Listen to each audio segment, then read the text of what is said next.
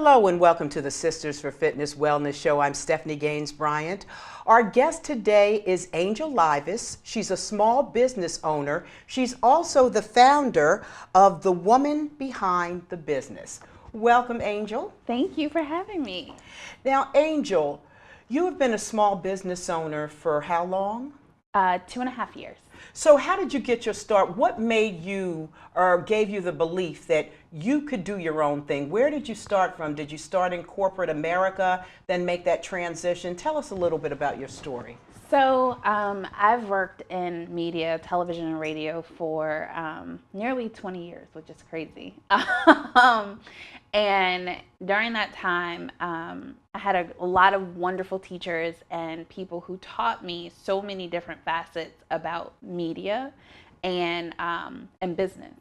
And so once I got married, had children, most people are like, oh, they want that flexibility to be able to do what they want with children, things like that. My situation wasn't like that.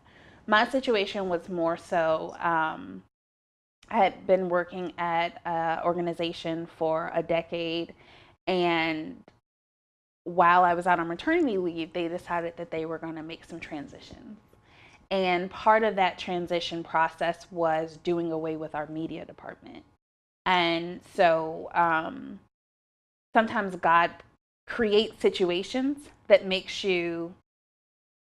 pushes you outside of your comfort zone, right? And so in that situation, that's essentially what happened.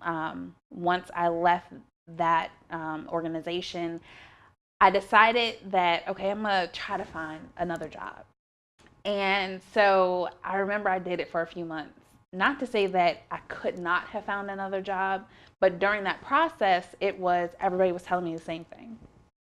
Oh, you're overqualified. Oh, you're going to get bored here. Oh, you have more education than the CEO of this organization. Like, you're going to, it's just not going to work. And so I had to go back to basics. I had to go back to my foundation. I grew up in a household with two entrepreneurial parents. And one thing my dad always taught me was you never depend on anybody else to make sure that you are making money. You never put all your eggs in one basket. You always have side opportunities. And so, which I did, but I started thinking, okay, well, what can I do? What are the skill sets that I can use to help other people? And that's when I decided, okay, well, I've been working in media and having people send me press releases. I've been on the other receiving end of what worked, what attracted me to decide, yes, I want to, work with this organization, or I want to promote this person to be on my program. Why not use what I know to help other people be successful in getting media attention and things like that? So that's when I started my company, DC Media Connection. If you think that being an entrepreneur, it frees up time, it doesn't. Well, what exactly does the company do? So DC Media Connection, we help people with media, PR, communication strategy, and social media. So my background, I'm a Howard University graduate where I majored in broadcast journalism. And then I pursued more education at American University, where I received a master's in interactive journalism. And from there, I went to Stanford, did a program in advanced project management. And the last certification was from Rutgers in a mini MBA in social media marketing. So I essentially took all of the different skill sets that I had acquired over the years with the education and created a company to help other people, whether they're startups, C-suite level executives, or corporations, help them project to their target audience who they are, what they want them to know in a compelling, easy to digest manner, which everybody needs those little spurts and nuggets of this is who we are, this is what we do. Did you sit down and come up with a business plan beforehand? So I did. And I remember having conversations with people saying, some people were like, yo, you need this elaborate business plan that tells you everything A to Z with what you're doing, why you're doing it, who's your target audience, what's your projected revenue, how do you expect to get there? And then there's some people who are like, if you have a vision, sometimes it's just a matter of writing it down. And, you know, sometimes starting there, and I think a lot of times people have that fear that, well, I don't know how to write a business plan. And then they're sitting there and they put and spend so much time researching how to do it that they're missing out on the opportunity of actually implementing what your vision is. Sometimes it's just a matter of just walking on faith, walking by faith and saying, this is what I foresee, this is what I want to do, this is how I believe I can get there, and then start tweaking it. And you can build your business plan as you grow through the process. You know, I kind of took the road you're talking about. I started a yoga business about 4 years ago, and I went to a business development person to say, okay, how do I do this? And I wasn't quite in agreement with what she was telling me, so I kind of took and I don't recommend that for everybody. Right.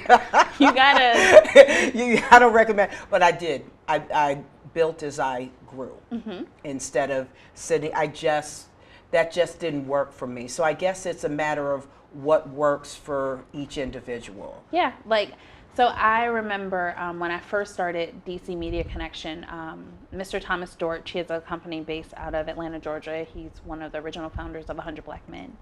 And when he was in DC, I did a video with him and we talked about the business plan. And, you know, to hear somebody who's a multimillionaire with multiple businesses tell you the business plan, it's important, but it's not everything. And sometimes people invest all their time and energy into that plan, but then it's like, well, they really don't know how to get from point A from each sheet of paper. There's no guide to tell you how do I get from here to here to here. And sometimes you just have to wing it. You just have to try. And so you've tried and you've succeeded. I'm doing okay. So how did you go about building your client base? How did you find people who needed what you had to offer? So that's a great question. Fortunately, in my line of work, I did already know a lot of people. But the funny thing is, one of my first clients was a young lady that I used to work with. Who had also left the organization, and she essentially hired me to put everything together for her to get started with her company and get her up and functioning. And but outside of that, you have to be out where people are. You have to know who your target audience is and where they are. So whether that's social media and promoting on a social platform, this is what we offer, and showing people. Oftentimes people say a whole lot, but they don't show really what they do. So you may have somebody get up on a video and say, hey, I do this and I can help you build your social media base. Okay, show me. Give me some of your clients that have had you do the things that you're saying that you've done. That is so important because, like you said, a lot of people are great talkers about what they can, but what have you actually done? Exactly. Or when I first started DC Media Connection, I joined a professional business club, the City Club of Washington, where I now sit on their board of governors. And when I joined the club, it was a totally different environment because I had been used to working in the nonprofit sector or working in, media. And to go into a professional business club and be surrounded by, like-minded individuals, and everybody needs some type of service. And normally the one thing or the one area that people don't always know how to successfully market themselves or their business, if they just have that push or somebody that they can bounce ideas off of. And that's where I found myself to be very valuable. So you just gave two very valuable steps. The second step being surrounding yourself with the right kind of people or with like-minded people. Absolutely. Because otherwise it can be very discouraging because you don't have people around you who understand your dream. Right.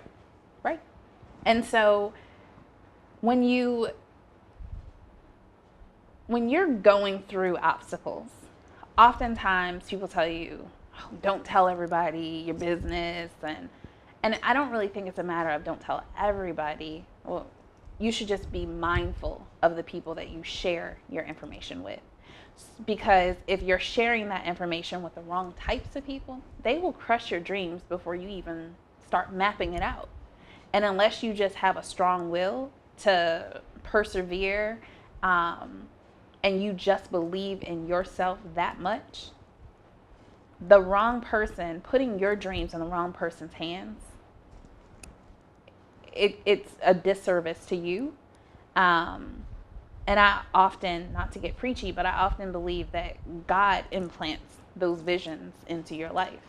And it's up to you to make them happen, to bring them to fruition. Absolutely, absolutely.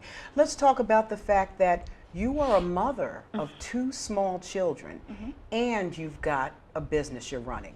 You mentioned earlier in the show that it's very time consuming. So how do you prevent from getting burnt out? Because you've got your hands in so many different pots. How do you keep yourself centered? Surrounding myself with amazing women. When I first started DC Media Connection, it was a lot. It was time consuming. But it was exciting. Like, you are like on adrenaline, like, oh, I got to do this, but you're excited and you're passionate about what it is that you're doing. So you don't mind it. For the most part, I still come home and I cook dinner. I take my kids to school. I have a 2 and a 4-year-old. I take them to school in the morning. I pick them up for the most part if I can, unless I have an event to attend to. Like I said, I cook dinner. I still give them baths. I still put them to bed. You just have to carve out that time for what's important to you. You're not alone. There are a lot of women who are trying to do a lot of things at once, who suffer from burnout. What are the statistics as far as women nationwide dealing with what you're dealing with? So 2/3 of entrepreneurial women, essentially within the first 2 years, their businesses fold. And within 5 years, about half of those startups fold. And it's not just the burnout. There are a lot of different factors that come into play, but the one that most people don't talk about is entrepreneurial burnout. Right now, there are 90% of women entrepreneurs are solopreneurs. So they're doing everything. They're doing the accounting, they're doing the business development, they're doing their marketing, they're doing the actual work for their clients. They're everywhere. And at some point in time, it gets to be too much. Your body can only take so much. And then you add on their other responsibilities of being mom, wife, daughter, sister. All of those different roles require your attention, your time, and most people don't think about those things. They just think, okay, I'm Angel. Nope, you have all these other titles. And what I've seen is that when women don't take that time for themselves, that's when they burn out. When they don't make a spa appointment or a nail appointment for that hour of just, somebody take these kids, I'm not answering my phone for this contract right now or for this client. I have to, if you're not taken care of, then how are you going to adequately and efficiently take care of anybody else, whether it's your clients, your family, or your friends? What do you find is the solution to that? So one of the things that I recommend is, like I said, taking that time for yourself. And sometimes taking that time for yourself is surrounding yourself with like-minded women. So when I started DC Media Connection, we were featured on a news channel in the DC area. And we had a viewing party. And we're in the room and all these women are talking about, oh yes, we're gonna work together, we're gonna network, we're gonna this, we're gonna that. And I didn't hear anybody say, well, how are we gonna pull up the next generation of women entrepreneurs? And that kind of hit my spirit, like kind of heavy. And so I went back to the City Club and I said, hey, I have an idea. I wanna create opportunity for women to come together here and hear from successful women entrepreneurs. So now, instead of just hearing from them, they can touch them, they can ask questions, they can really build a network. And so I started that in September of last year, and it's grown exponentially since our first event. And I was surprised, our very first event, I had over 140 women register to come out. And so I was like, okay, like there's a need here. Women need this type of environment. And the one aspect that I think is very keen to it is that it's not just coming together to learn from one another, but it's to build a network. So like we said before, most of these women are in business alone. They're doing everything. What if there's an organization that will allow you to have somebody that you can call on in your network that you trust or you have a contract with, regardless if you have a contract with them, that says, hey, if something happens and I can't do whatever for this client, I need you to step in under my company and under my umbrella to get this job done. They get paid just as if it were, employee or whatever, but now you have somebody that you can disseminate and allocate responsibilities to. So there's this one example, or not even the example, what if your father gets sick and you have to, travel or tend to him and you can't get done what you signed that you're going to take care of for a client? Who are you going to turn to? And so a lot of times that's what makes businesses fold, because they're doing everything and they're not thinking about the possibilities that can potentially happen to negatively impact their business. So that moves us on to something that's going to be taking place in the fall, a workshop, a retreat that your organization is doing. Tell us about that. So to culminate our 1-year anniversary, we are doing the Women Behind the Business retreat in Nassau, Bahamas. And the retreat is to bring together women entrepreneurs. Under the Obama administration, he had an initiative where he really wanted to encourage businesses to think beyond our borders. Less than 1% of small businesses do business internationally. So with that, it was, okay, we have this great network of women entrepreneurs in the U.S. What if we go beyond borders to another country and say, hey, we want to learn and hear from some of your great entrepreneurs. We want to invite you all to our conference. So that's what we're doing. September 8th through the 12th, we'll be at the Malia Nassau Beach Resort. And we have speakers and presenters from both the U.S. and the Bahamas participating. We've been working in close collaboration with the Consul General of the Bahamas, the Bahamas Chamber of Commerce, and the Bahamas Ministry of Tourism. Tell us about some of the people who are going to be there, some of the speakers? Yes. So the Consul General of the Bahamas, Ms. Paulette Zonical, she is one of our speakers. We also have the CEO of WSSC, Washington Suburban Sanitary Commission, Ms. Carla Reed, representing from actually this area. We have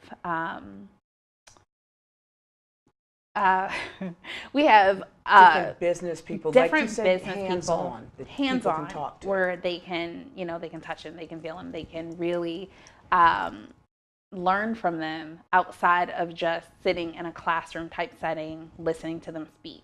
You'll be able to do activities with them. So like the Ministry of Tourism, they have sponsored a tour. So I'm a firm believer, you do business with people that you like. So if you now have an opportunity to really get to know the CEO of WSSC or Bunsacor Health Systems, then now you have a real relationship. And if they need the services that you potentially provide, they have a diversity and inclusion, department, then you guys can come together and work together. Who do you think would most benefit from coming to this retreat?